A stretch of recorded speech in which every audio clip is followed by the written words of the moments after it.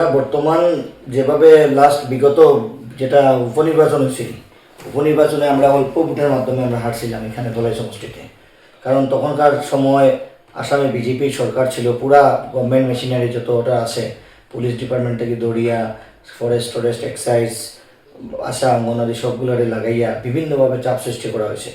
করিয়া লাস্ট 3 দিন আগে এরকমভাবে প্রেসার ক্রিয়েট করা হয়েছে ইভেন ইটভাট্টার মালিকগুলোরও বহুতভাবে, যে আরও 1.5 বছর আমরা সরকার আছে, যারা ব্যবসা যতভাবে বিভিন্নভাবে ফ্লাইং ব্যবসার সঙ্গে জড়িত আছে, তারা বিভিন্নভাবে প্রেসার ক্রিয়েট করা হয়েছে যে আমরা সরকার আরও 1.5 বছর আছে, যদি আমরা ভোট না দেওয়া হয় তো বন্ধ করে দেওয়া হবে।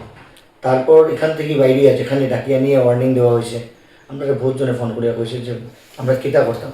তো আমরা দেখলাম যে লাস্ট 1.5 বছরে তারা কোটি কোটি টাকা যদি লস হয়, আমরা এটা কাভার করিয়া দিতাম না, যেহেতু আমরা ক্ষতি চাই না, আমরা ধলাই সমষ্টির মানুষ। তো আমরা ধলাইয়ের যারা ভোটার তারা ক্ষতিও কিরকম কোনো ধরনের চিন্তাধারা নাই আমরা দিতে, তার লেগে আমরা তারা বলছি তোমরা যেটা ভালো বুঝো তোমরা করো। তারপরে দেখা গেছে যে এরকম চাপের মধ্যে আমরা 4,500 ভোট পাইলে আমরা জিতে যেতাম, অল্প সংখ্যক ভোট ওই প্রেসারের উপরে গেছে গিয়া। কিন্তু এখন বর্তমানে যেটা এখন আসামে, সমগ্র আসামে ইলেকশন, জেনারেল ইলেকশন, এটা আমরা জানি যে জেনারেল ইলেকশনে তো ওইখানে কেউ পাওয়ার থাকে না, কেউ প্রতাপ চলে না। আজকে আসামের মধ্যে সবই আমরা দেখতে পাই আর যে একটা স্রোত আইছে গৌরব গগৈজির নেতৃত্বে, যে আসামে কংগ্রেসের নেতৃত্বে সরকারও এটা কনফার্ম হয়ে গেছে, সবই বুঝিয়ে দিয়েছে। আজকে লাখ লাখ মানুষ রাস্তার মধ্যে বাইরে গেছে। গত কয়েকদিন আগে আপনারা দেখছেন যে 23 তারিখে নমিনেশন দেওয়া হয়েছে, শিলচর বিজেপি দেখা গেছে না, কংগ্রেসময় হয়ে গেছে পুরা শিলচর। এটা আপনারাও নিশ্চয়ই দেখছেন সংবাদ মাধ্যমের মানুষরা। তো আমরা জানি যে ধলাই সমষ্টিতে আমরা লাস্ট বাই ইলেকশনে আমরা সংগঠনও কমজোরি আছি, আজকে আমরা সংগঠন বহুত শক্তিশালী। নরসিংপুর পালংঘাট ব্লক কংগ্রেস পুরো শক্তিশালী, আমরা বুথ কমিটিও আছে বিভিন্ন জায়গাতে, মণ্ডল কমিটিও আছে।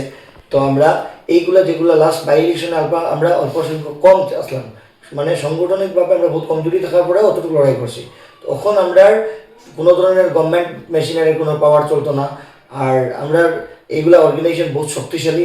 আমরা দেখুন পুরাপুরিভাবে ফাইট দিব, আমরা দৃঢ় বিশ্বাস যে ধলাইতে আমরা এবার জিতবো। ধলাই মানুষ আমরা সঙ্গে আছে, আমরা 100% আমরা জিতবো।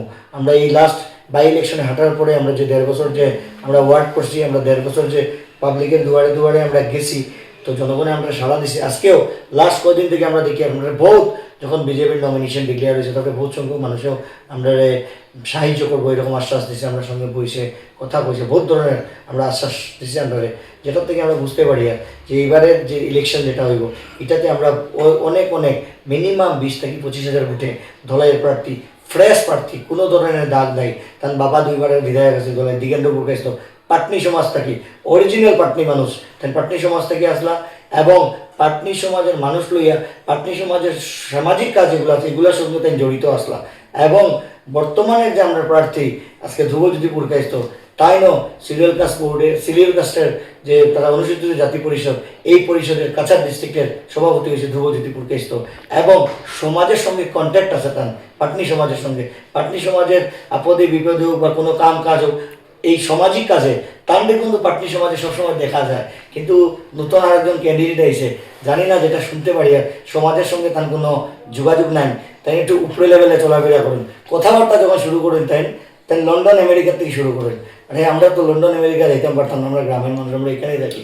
লন্ডন আমেরিকার কথা শুনি আমরা লাভ নাই, আমরা শুনতে লাগবো ধলাইয়ের কথা, আমরা শুনতে লাগবো তুলারতলের কথা, আমরা শুনতে লাগবো আরাধনপুরের কথা, আমরা শুনতে লাগবো কৃষ্ণপুরের কথা, আমরা শুনতে লাগবো ভুবনখালের কথা, আমরা শুনতে লাগবো ফেসনগরের কথা, আমরা শুনতে লাগবো বাগবাহারের কথা, আমরা শুনতে লাগবো প্রতাপপুরের কথা, ওইগুলো কথাবার্তা শুনতে লাগবো।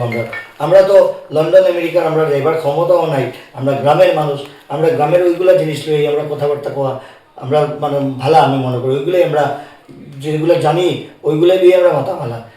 লন্ডন আমেরিকার স্বপ্ন আমরা দেখে লাভ নাই, কারণ ওইগুলোতে আমরা পৌঁছাতে কতটুকু সক্ষম জানি না, আমি তো জানি কতটুকু পৌঁছাইতে পারতাম না।